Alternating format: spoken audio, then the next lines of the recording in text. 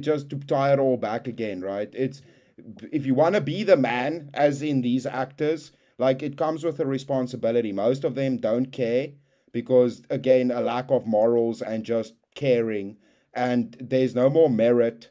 The same thing with what we were saying earlier with children, right? Most dudes don't want to accept the responsibility that now your life is going to change. You have this responsibility, and you need to step up and gain the merit to be to actually be a father, be an actor, whatever you want to do. But all of these things, these nice things that a lot of people wish they could do, if they were actually put in the position and you had the responsibility and the merit, all of these things you had to do. You want to be the Rock.